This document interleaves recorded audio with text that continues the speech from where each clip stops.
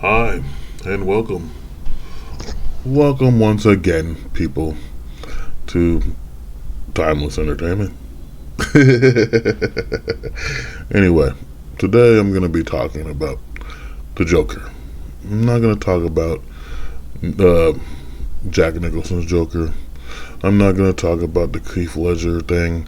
I'm not talking about the Ramono Joker. I'm talking about Mark Hamill. And we're going to watch a couple videos of Mark Hamill uh, being the Joker. And the thing about it is, I can literally say that he is very impressive with his voice acting of being the Joker. And when I think of the Joker, I think of the animated series Joker. And it's because of the way he expresses himself, and it's always funny, even though the jokes are horribly bad puns. And at the same time, he's got a way with Batman that makes it seem like he's really obsessed or wanting to kill Batman, and he does it in an interesting way. Now, yeah, you can say, well, he doesn't kill people, but if you watch the animated series, literally people all have smiles on their face and they're dead. And one way you know real well is through The Mask of the Phantasm, which is one of the best Batman animated movies there is. I mean, literally it is. They try to make other ones, but if I want to watch a Batman animated movie, I always somehow go back to The Mask of the Phantasm. And it's just because the whole thing with Andrea Beaumont, the whole thing with the Phantasm himself, saying, Chucky saw your angel of death awaits. And usually I can do that better, but I've got something going on in my throat. But it's like literally the best Joker scenes in that thing, because you get to see a young version of him before he became the clown, and the one afterwards. But Mark Hamill's impressions of the Joker is very interesting, and because of that, you can see him in other characters he plays.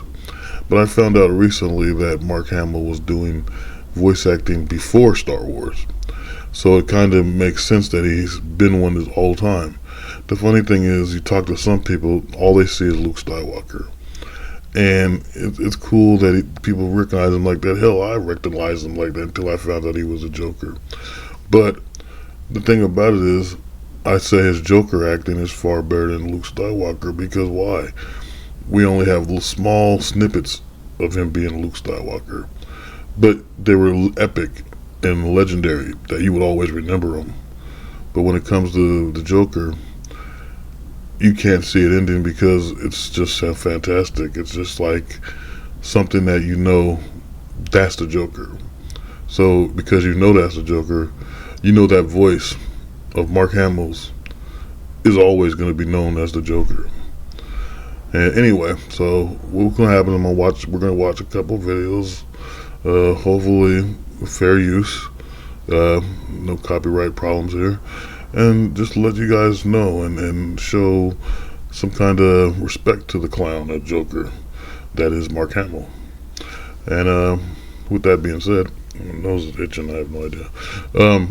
It's like, honestly, that's what I'm gonna do today, okay? Because the Joker is the man, okay? And Mark Hamill's the man. So anyway, here we go. Okay. So what we're about to do is we're about to watch Mark Hamill's Batman interview. I forget the name of the company because I just kind of jumped on it. But this is what we're going to do.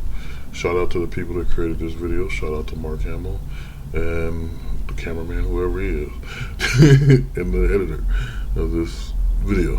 So here we go. The Joker.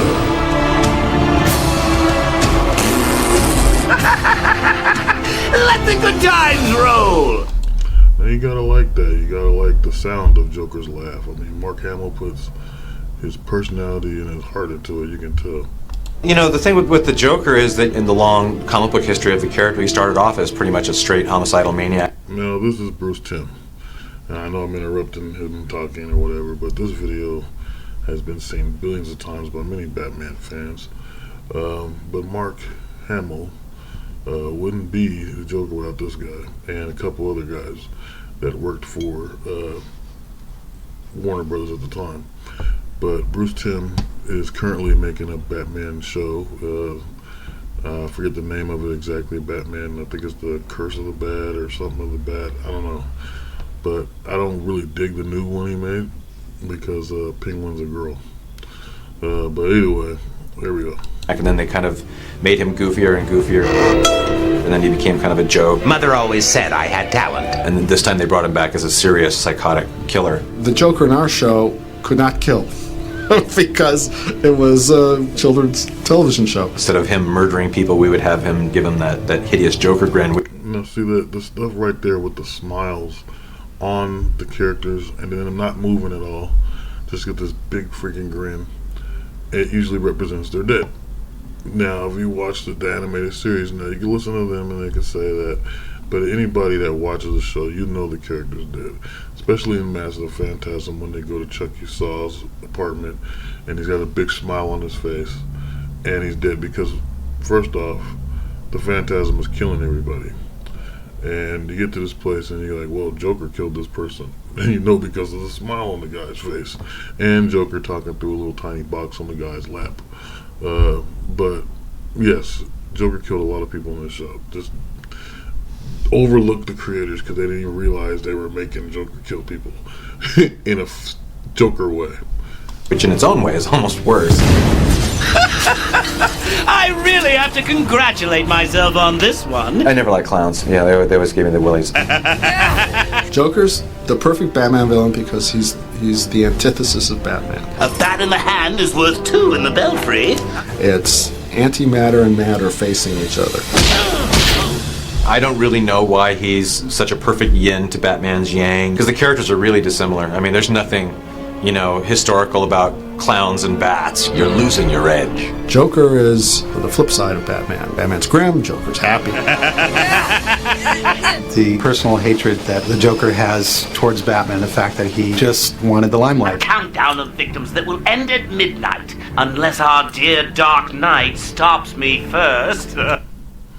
So, I mean, this is I got it messed up, but we're going to go through it, whatever. Okay. I'm going through Joker. I'm going through Mark Hamill. But this is just them talking about how they came up with the Joker and all this stuff. Mark Hamill does make an appearance in this video.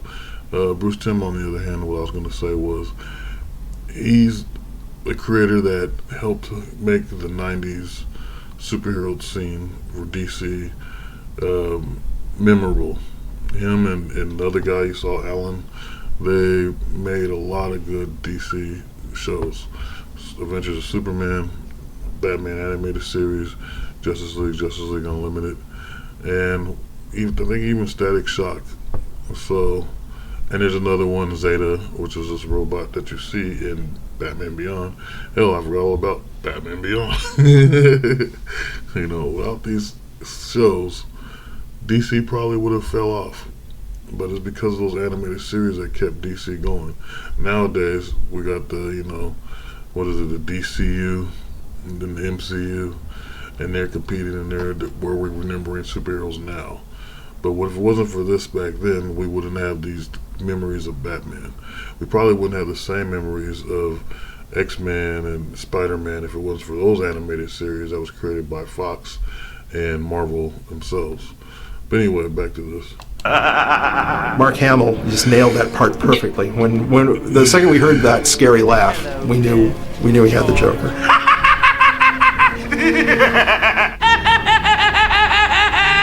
One of the things that informs the Joker is his laugh. And I remember reading the comic books, it was ha ha ha ha ha ha, but lots of ho ho hee hee ho ho hee. His laugh should be like a musical instrument. It should sort of illustrate his mood. It could be ominous and intimidating. It could be gleeful and with wild abandon. But I didn't want to just have one rote laugh. Just think of it. He's explaining how he came up with the laugh, as well as not just one laugh, multiple laughs. He's saying it should be like an instrument where it's got different tones to it. that's a genius way of thinking about it. He's a Joker, and plus he's a laughter. I mean, you can even come up with a character that just laughs and give him a whole different identity than a Joker and make your own IP. Just giving you guys an idea. You know, you can call him the Laugh Man or something. But anyway, that's creative genius, because we know the Joker, this Joker, to always have a sinister laugh. And it doesn't matter what tone Mark Hamill's doing it in, you're always going to be a little creeped out by the laugh and go, damn, that's the Joker. And that's just it. I was driving in the first recording session thinking, how did I laugh? I'm on the freeways in Los Angeles. No, that's not it. No, that's not it. Now, I'm sure no one in Los Angeles would look twice at somebody. Look at that guy laughing maniacally in his car. It's actually really fun to watch him perform the character, because all of the other actors are all seated and Mark has to stand to do it, and he gets his whole body into it. They used to kid me because I was the only one who would stand up. Yes, well, this is all tremendously boring. They had these little, those separators that you see, like, for musicians, so your sound doesn't bleed into other people's mics. And everybody's sitting down at their little music stand, and I just thought to energize the character, to shake my fist, and I felt I've got to stand up. What do you think we can do about that?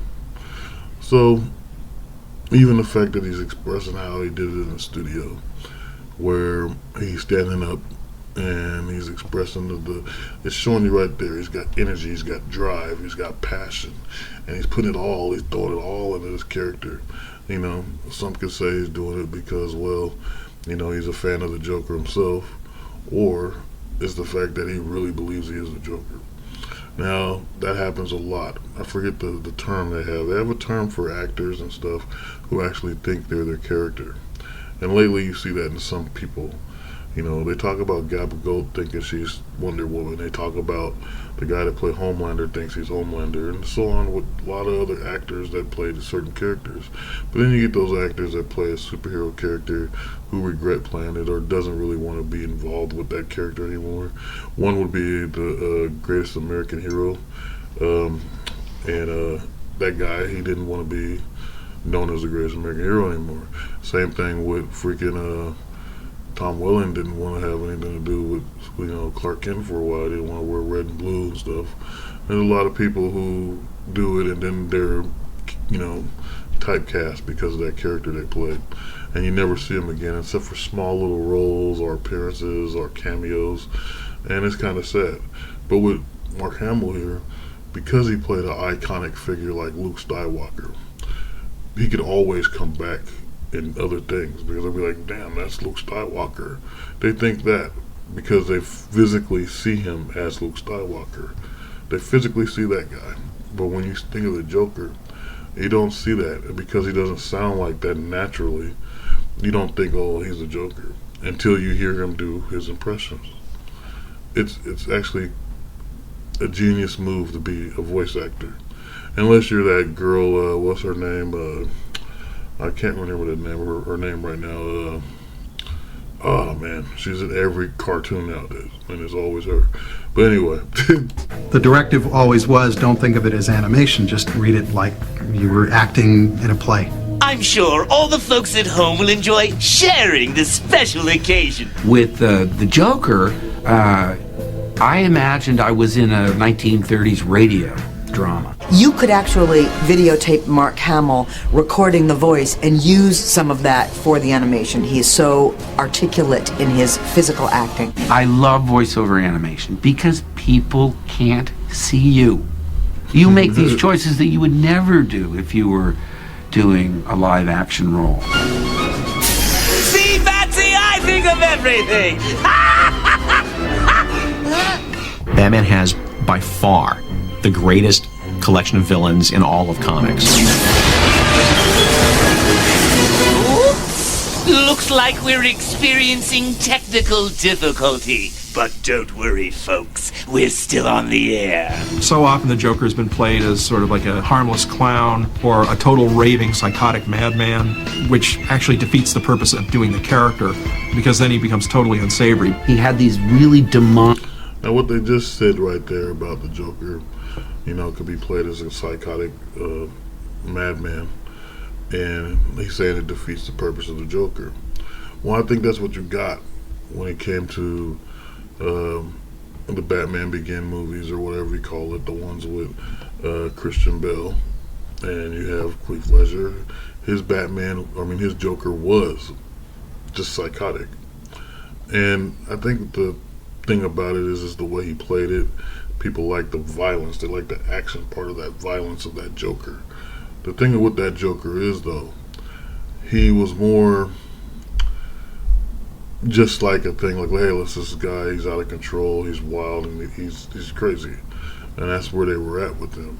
The stuff he did to me, and I'm putting a lot of hate on this, is the fact that he, first off, blows up a hospital. Okay, Joker's in the animated series dressed up like a doctor. He came out like a nurse, whatever, and blew up the hospital. Then it's the whole thing with the bank. The whole thing was all scheduled to make it look like, and then he could, if you know the Joker, the joke in there was he was pretending to be a regular person, part of their crew, when actually he was running the crew. That's the joke. But the thing about it is, it was all scheduled in a way where some people that would be like, whoa, that's impressive, that's shocking. The whole thing where he took out Michael J. White's eye and stuff, and killed him. That part was shocking to people. And the one I had an argument with somebody, which is the villain arc, or what you would say a hero arc in some cases, because a villain will always do this. They'll give you two options: save the girl, or save a busload of people about to fall off a bridge. Save this guy and with his kid, or stop this building from blowing up with a whole bunch of senior citizens. You always have that arc. It's always in every superhero story, in every comic book, in every show. Trust me, I've been obsessed with the crap for more than 30 years. And so it always happens. So in that Batman movie, what you had was him putting the prisoners in one boat, and you had the civilians in the other ones. Say the civilians or say the prisoners. Who do you save? And because there was a large number of them, it made it more intense compared to a normal superhero villain arc thing, where it's just his girlfriend or family member or someone he knows and a big group of people that's going to die. That's usually how it always is. But in this movie, they made the number of the people we care about be the citizens of the city, which made Batman even more legendary. At the same time, makes Joker even more menacing, because he's able to say, hey, you want to save these citizens? Do you really care? Or do you care about these prisoners? They're going to do they got lives too. You know what I'm saying? Their lives is just as important because they're humans, whatever, But all that's what pretty much he did through the whole movie. And it's on top of the fact of making Two-Face, which I actually think was the better character in that movie, And now that I'm talking about it, I was going to talk about it separate from what I'm talking about right now. But that's the truth of the issue. To me, he was more of the psychotic madman killer that this guy just mentioned a minute ago. And I think the one that came off in the films more like a Joker, I'm sorry, it's Jack Nicholson all the way. And even in this animated series, in the beginning of this animated series of Batman, he was that Joker. He was the Joker from the 1989 movie of Batman. That Joker was more strategized and more manipulative. He created products that he spread all over Gotham. Products like basic toothbrushes and toothpaste and a whole bunch of, canned goods and all this stuff. And every last product that he was selling through his little ridiculous commercials was infecting the people of Gotham and poisoning them and mutating them or whatever the hell it was doing to them. And that was one way of taking out a large number of people, because, hey, people need to consume products.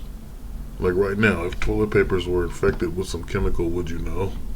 And this is the main problem people talk about in conspiracies nowadays. So if you think about that, and this guy did this to a whole city, and we don't know the population of Gotham. It's a made-up city. But you can say that population could be maybe 600 million people, maybe 3 million people. That's a lot of people getting infected if half the population was buying the products of the Joker. And then the big parade he has at the end of the movie, where he has all these big old float, balloon float thingies that you see in the Macy's parade type of thing, and all of them leak Joker toxin into the crowd, infecting everybody that's at this parade. And everyone's at this parade. Why? Because he's doing one thing that all the people in power would not do: throw money out to the crowd. And he's got all these people go down, hey, we got money, it's a party. They playing Prince and shit. They're like, oh my God, there's money. And they just throw the gas on them. Now that is straight sinister, straight just evil. You're gonna kill these people over their greed. That's the joke. Joker is a genius. Okay? So anyway, it's up to you, whoever your Joker is. But Mark Hamill makes you feel comfortable when you hear his voice, and he's been playing the Joker for years now. He's literally been playing for 30 years, maybe 40 now, I don't know. Shoot, I'll say 30 something. But either way, that's his longest character compared to Luke Skywalker, who was in 3 movies, and they try to bring him back in the crappy movies, and now they use him for these little what do you call it? I'm about to say YouTube, but Star Wars TV shows like Boba Fett or the Mandalorian. I can't remember which one he was in, and he's teaching a little Grogu or Yoda thing, So there's that, but you gotta give it to him. He made a character that was memorable, and we'll go over some of his other characters after this. But back to this. Scary eyes and this tooth-filled grin that looked like the Blue Meanies in Yellow Submarine. With the Joker, I felt we struck a nice balance between the clown and the killer. We also got into his personality a lot and really made him kind of a scary character, and he was a character that you didn't get bored with seeing. Sherlock Holmes has his Professor Moriarty, Batman has his Joker. That's why the Joker's endured for so long. Most people would just go out and commit the crime. He likes to announce that he's going to do things and challenge you to stop him. It is to laugh, huh, Mr. J? What made the Joker so much fun was that he didn't have anything really at stake. He just set out to do whatever he wanted, and it was more of a challenge to Batman to say, try and catch me. It's time I capped off our feud with his ultimate humiliation. I don't know if there's another situation in pop culture villains where the villain and the hero are just so white and black.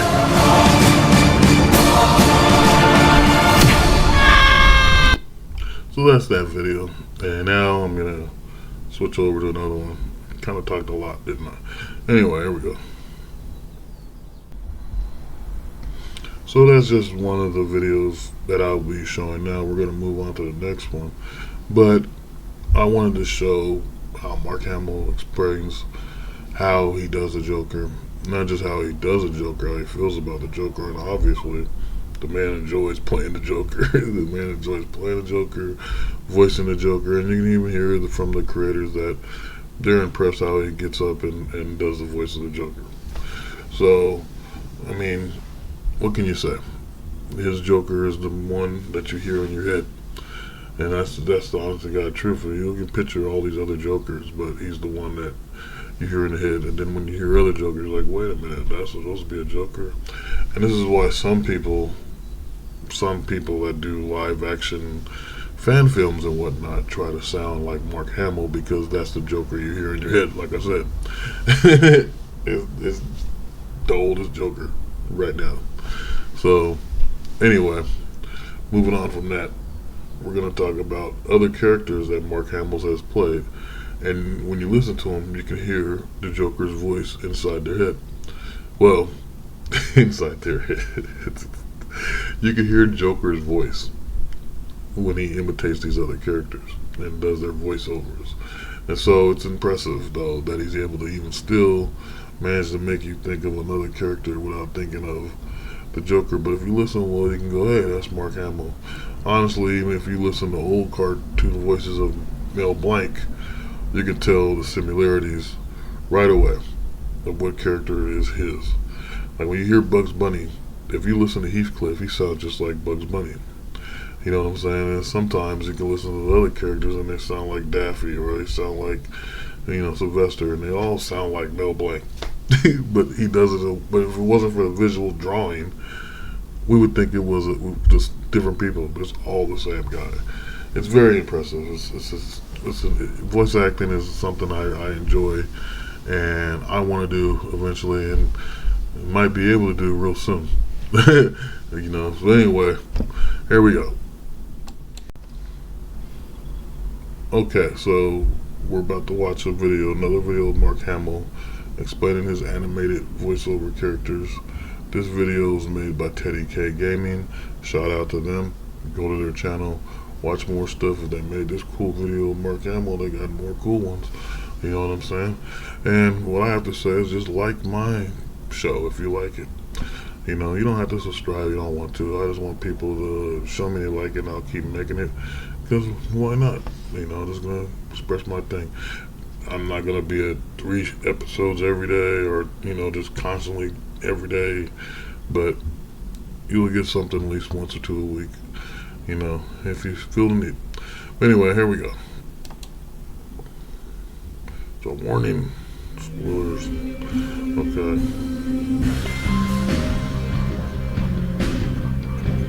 Now let's pause this for a second. Already you see all these characters and you're like, what the hell is this? The main one you see is Joker here and Joker there because, hey, he's the Joker. But you also see other characters, which is fascinating because I didn't know he played this guy down here next to Joker, which is a trickster, which is a Flash villain that I think the TV show really missed out on trying to do when they made you know, the Flash TV show. But other than that, here we go. Back to this.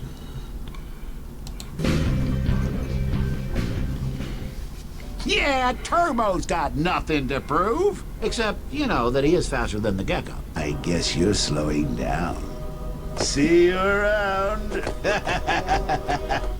Taquitos! I'm gonna tear him up. No muncheria is ever closed for a cockroach. Right this way for the greatest sideshow. And if you listen, you can hear it. You can hear Joker and this guy, and actually the first other two. But just listen, Joker's everywhere. On Earth. Be amazed by the one-headed, one-tailed snake. Not this guy. I'm sure your father's told you plenty about your island. Never mind, he does sound like Joker. Its most feared enemy. Who's that? Oh, right. You. No, not so much. Really? Not a word? Nope. Nothing? Nothing about Alvin? Nope. Well, it... Pause it just so once again you realize every cartoon character popping up here is done by Mark Hamill. He's a genius. Just Mark Hamill's a genius. If it isn't Texas, the greatest martial artist in all of Motor City, behold, I have a gun that shoots a snake. Too late for that, little spider. I caught you when the good doctor's sleeping on the job. And now the world belongs to Nightmare. So I'd have to say right there with that character, or this character, he used some kind of voice changer to give him that kind of sinister tone, more of a monstrous thing. But you have to do something because it's all going to sound a little bit like the Joker. It's still good though, but it's crazy. You have squandered your gifts running with non-believers and fools. Hey, everybody. I don't know what this is. I actually don't know what half these cartoons are. Tony's face is very tired. He won't be signing autographs tonight. I'm sorry. But I'm his biggest fan. Dr. Pym, I presume. My name is Ulysses Claw. I'd like to have a word with you about the vibranium sample you're working with. Okay. So that was something. This one looks Jokerly. Just the green does it. This and this, and a bit of the anti-Zero. See? Sounds like a Joker. Break out the good China, Ronson. Company's coming. The reason I always skip is, in all my life, my heart yearned for only one woman. And we used to skip together all the time. On the day I lost her, I vowed to skip every day for the rest of my life. You That's funny. What is this baby thing? This is hilarious, though. The characters that he's playing, they're all villains, if I notice them. Oh, no, me. You know how I earn a living. I'm a bad clown. Stopping me ain't gonna be easy. Right there, he's playing another character that's a clown, and then he's got no choice but to let Joker's voice come out. I think he really thinks he's Joker. I wouldn't believe a word he says. It was Rex who gave you to me in the first place. That's a lie! Oh? Need to jog a few memories, do we? What a wonderful, marvelous party! Congratulations, Finn the Human. You must be truly righteous to have made it this far.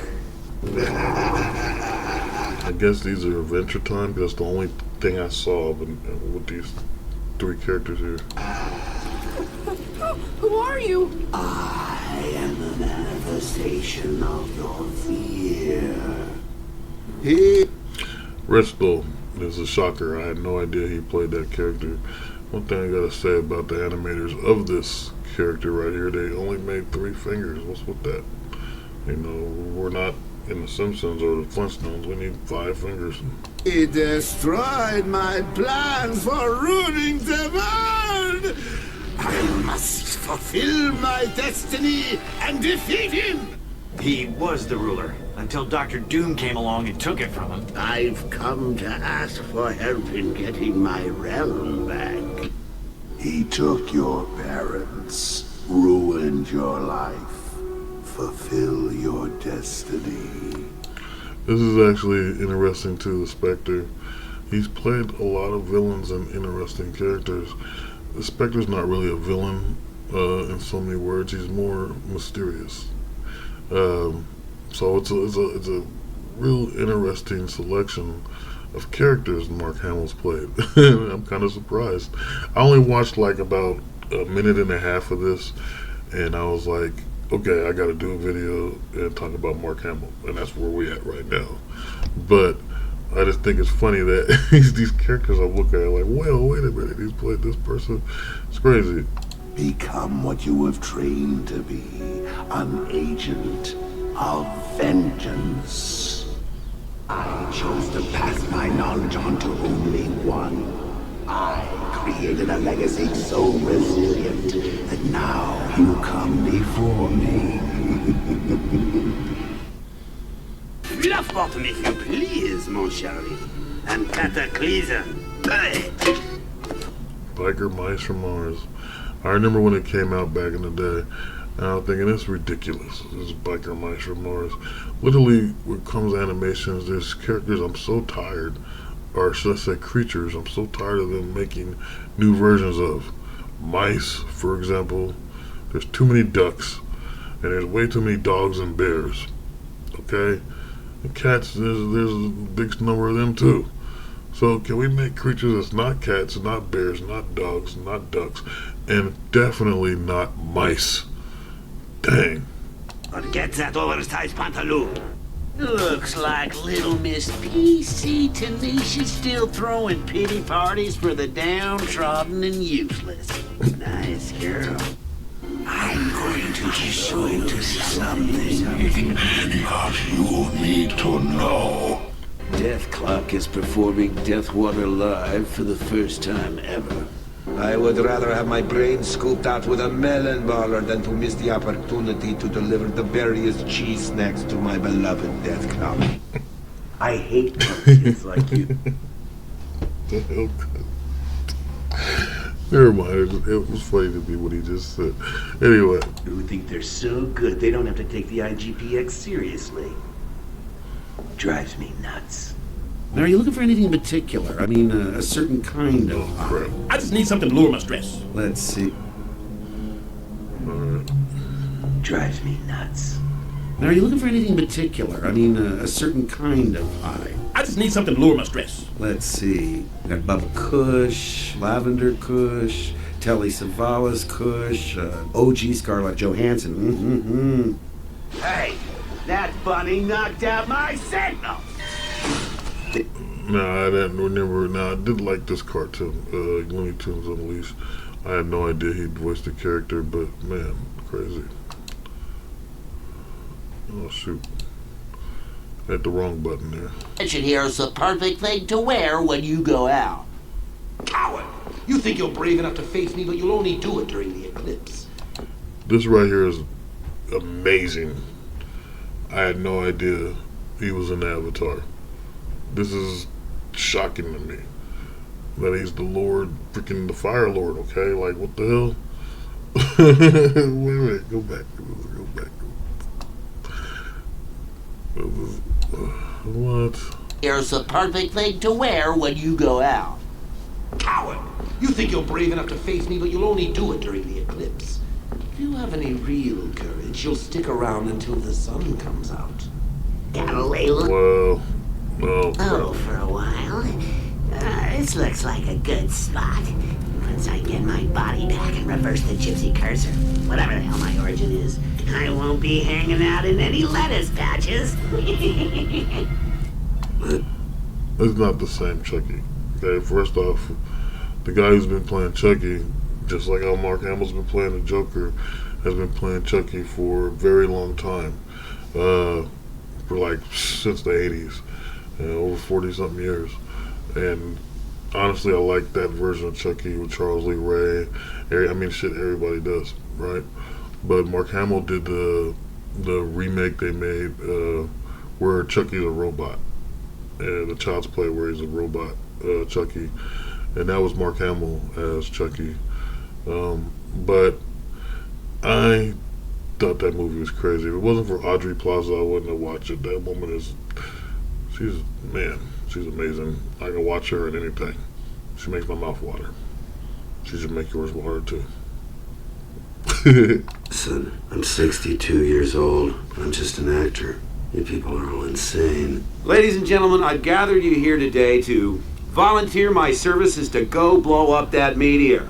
I mean, come on. I blew up the friggin' Death Star with my eyes closed. So that's Robot Chicken. It's hilarious. It's a corny ass show made by Seth Green. But him to do both his character and he's sitting there doing Harrison Ford's character is funny. It's let's smoke weed and laugh type of funny.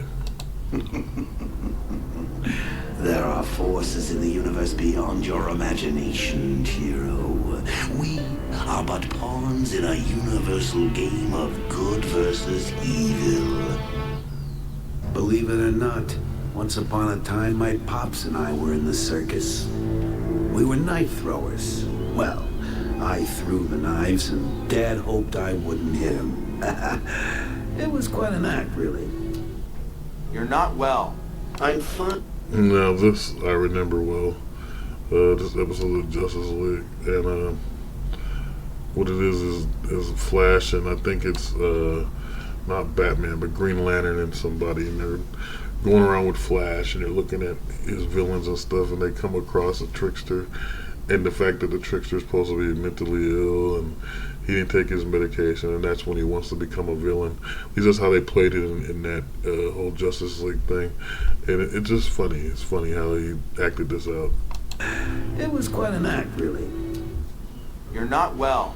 I'm fine. You want to throw some darts? Dude, as soon as you finish your drink, turn yourself in. Got me again, Flash. What's also cool about that is the Flash character from the Justice League is actually Michael Rosenbaum from Smallville, who played Lex Luthor. So it's funny because when he was doing the Justice League, he was still doing Smallville. And it's so crazy because he's the best Lex Luthor ever. Okay? And I'll talk about that one of these days, about how I feel about the Lex Luthors. Because there's been so many of them, way more than Jokers. And him doing the Flash is hilarious because his Flash was upbeat, his Flash was corny, and at the same time it was just like, it made you happy to hear that Flash and see what's going on in the animated thing. But his whole thing as Lex Luthor, it can't be beat. I don't care. They keep making these movies of Superman, and I kind of, this last one is so crazy I haven't really liked it. I watched it, fell asleep through it, tried to watch it again. I can't get into it for some reason, and I don't got a problem with James Gunn and the whole Zack verse like everyone else. Okay, I just don't care about who the director is. I just want a good impression of Superman and stuff. And that Lex Luthor, wasn't really digging him. The one before, what the hell was that? You know what I'm saying? Kevin Spacey was alright, but I'm sorry, Michael Rosenbaum is the man. Even Gene Hackman's version of Lex is a little bit, I don't know, just runs his mouth a lot to me. And when you come to the one from I forget the name of the actor, because he ended up doing Mutant X on, not NBC, CBS. He did Mutant X. He was like their wannabe Professor Xavier. But when he became Lex Luthor in Story of Legend, or what do they call it? The Adventures of Lois and Clark, which was a 90s version of Superman TV series, lasted 4 seasons. This guy played Lex Luthor for 2 or 3 of the seasons, but he never cut his hair. And, he was weird. He was this odd Lex. So his Lex is really, to me, the one that didn't really get respected and is never talked about nowadays. And to be honest, no one really talks about Dean Cain being Superman unless there's something that happens, like when he just said he wants to be a part of ICE. You're like, what? Superman's enjoying ICE now? It's like no one really talks about Dean Cain. But the person they should have talked about the most, because they played the best Lois Lane, was what? Terry Hatcher. Lois and Clark's version of Lois and Lane is the best Lois Lane, okay, ever. It's crazy. You can watch some of these shows and be like, well, that's the best one.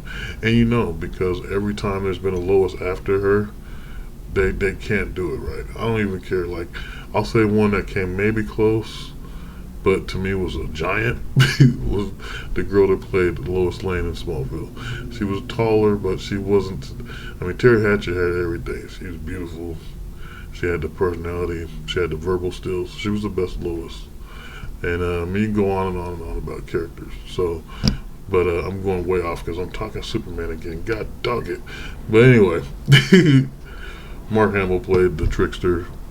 Michael Rosenbaum played Flash. And let's carry on. Flesh dwellers, you have caused pain to my children once too often. Now you too shall feel pain. The pain of undergrowth. I have no idea who this character was. You know a candy pirate can't say no to a sugary challenge. Celeste, do. 'Tis your blood sugar levels, lassie. Grundy can't give up. Magician promised to help Grundy. See, I had no idea. I had no idea he was Grundy in the animated series. That makes it crazy. That means he had one of the best dramatic scenes ever in the Justice League, playing Solomon Grundy. The whole thing with Hot Girl and him and Grundy dying, and she was the closest thing to Grundy. In a way, even me talking about it, I remember the episode real well. I think that's kind of what they copied with Hulk and Black Widow, because Hulk's big like Grundy, bigger than Grundy if he wants to be, and you had Black Widow who couldn't mate with nobody or understand anybody but the Hulk. Same thing with this scenario.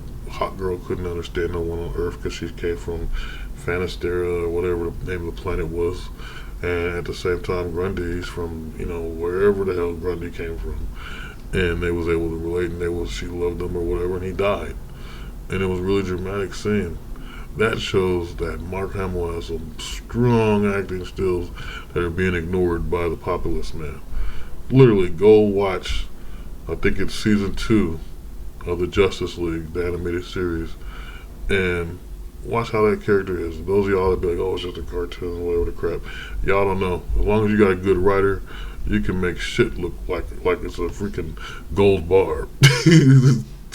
Seriously. Anyway. Bird knows. Get Grundy's soul for him. Don't be afraid, little one. We won't hurt you.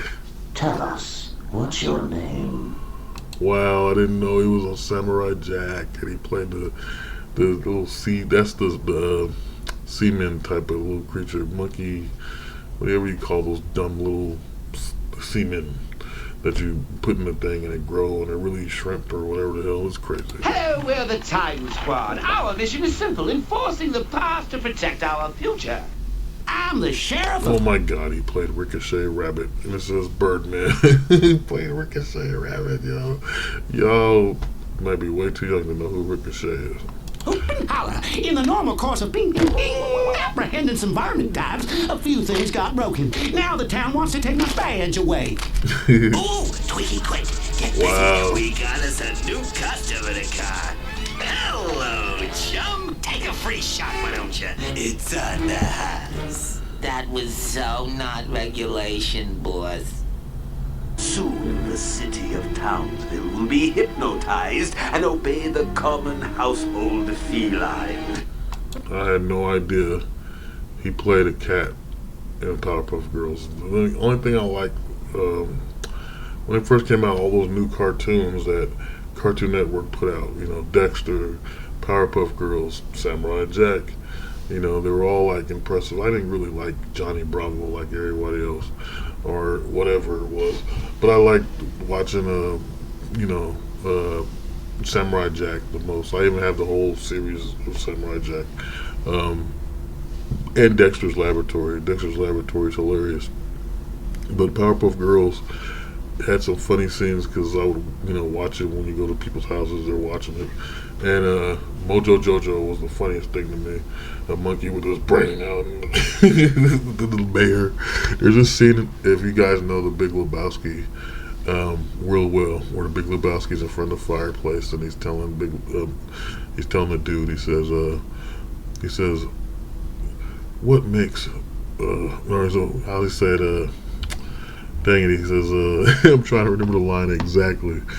He says, grown men also cry, grown men also cry, right? And then he says this whole thing about, of course they do the whole thing about they stole my rug, and then there's this part where the Big Lebowski says, I lost, he says, do I blame people from the loss of my legs? I lost them from a Chinaman, and I lost them from a Chinaman in Korea, right? But then, so anyway, I was at my friend's house, and his fucking daughter was watching Powerpuff Girls, and there was this, they did this scene with the bear, and the bear actually said this line that's just out of the Big Lebowski. It was funny because I used to just watch the Big Lebowski, like, I don't know, it was my favorite movie at the time. And it's just like, it blew my mind. I'm like, what am I hearing right now? And I'm looking at and I'm watching Little Bear and the Powerpuff Girls, and they're quoting lines from the Big Lebowski in a funny way. And I'm telling you, I'm not joking. If you don't believe me, go watch the Powerpuff Girls. I don't remember the name of the episode. I wasn't that big of a Powerpuff Girl fan. I just thought the intro was kind of cool with the shadows of Sugar Spice and all that with the Professor Plutonium. So I only know a couple characters. The dad, I can't remember all the Powerpuff Girls' names. I think one of them's Bubbles, and I literally don't know the rest of them. And I only know is Mojo Jojo, because to me he was funny as this monkey with a brain sticking out of his head. It's hilarious, right? But literally, if you don't believe me, go watch the Powerpuff Girls. Find someone that's a fan of it. They're out there somewhere. And ask them to show you their animated series. Sit back, make a day, hang out with that friend or family member and say, hey, can we sit back and watch your box set of Powerpuff Girls? If you know the Big Lebowski, you see the scene where the mayor is copying the Big Lebowski, and within that episode, they say, oh, they stole my rug. I don't know, they said the rug tied the room together. And it's like, what? That's the Big Lebowski. I'm telling you, I'm not lying. That's when it cracked me up because I was at my friend's house. I was like, what the hell? What am I hearing? Like, what is happening, right? I thought I was tripping. But no, I'm serious. It happened. So, we come to this part where Mark Hamill is a Joker. And as you see, he's the Joker.